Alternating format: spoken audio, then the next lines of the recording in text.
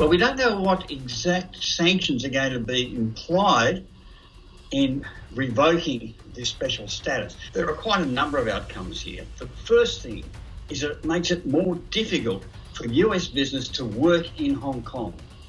Some businesses may be banned from being active in Hong Kong, but the main concern is probably visa restrictions. So it may become that it's like applying for visas to enter China rather than visas to enter into Hong Kong. That's the first instance. The second one, in the worst case, it may be that US banks are forced to withdraw from Hong Kong, and that would be a fairly dramatic worst case scenario. Another impact is that fund managements where indexes currently include Hong Kong stocks, H shares may be impacted. The ability of American capital markets to access Hong Kong capital markets may be impacted as well. So that means that there may be a hindrance in capital flows into Hong Kong as a result of sanction activity undertaken by the United States. At this stage, we don't know exactly what it's likely to look like, but these are some of the potentials.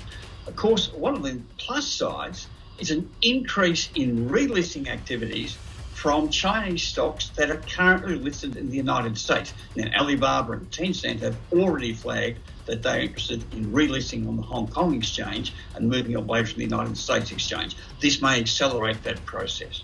But it's important to remember that the city would still be treated as an independent customs territory by the WTO and as a separate entity by other institutions such as the International Monetary Fund and the World Bank.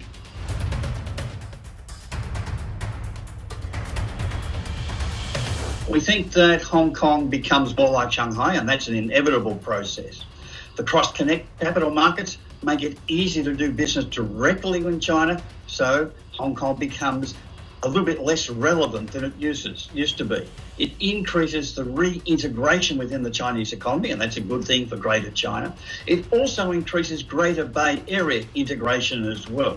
So in terms of the overall impact, it helps grow the Hong Kong economy by integration with the Chinese economy to a much greater extent. Yes, there will be some impacts in terms of international investment, but that's more likely to flow now directly into China rather than via Hong Kong. The main impact on those companies would be in relation to tariffs. So if tariffs were imposed, then this would have a significant impact because there's about 66 billion US dollars at risk. Now, 50 billion US dollars of that is exports from the United States to Hong Kong. The remainder is exports from Hong Kong to the United States.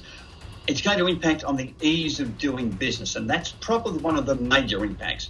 In the past, it's very easy for anyone to fly into Hong Kong, fly out of Hong Kong. There's no great visa process that's involved. If US sanctions or US moves increase the need for visas, then that will slow down the ease of doing business in Hong Kong. And anything that slows down the ease of doing business is a negative.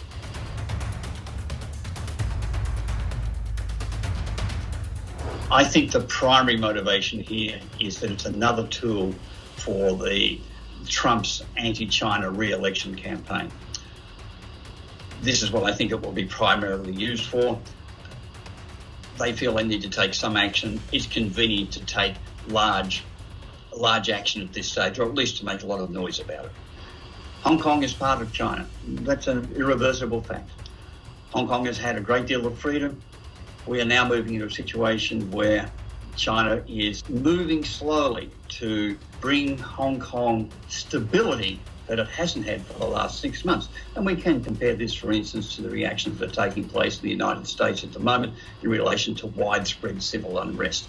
Here, the reaction, the pushback is much, much stronger than what we saw in Hong Kong. Business doesn't like it when you can't get to your office, when you can't do the work, when you're trying to move through a riotous situation. No society can put up with that. How societies choose to deal with that, China does not interfere in the American reaction, and certainly we would ask America not to interfere in the Chinese reaction to restore civil order.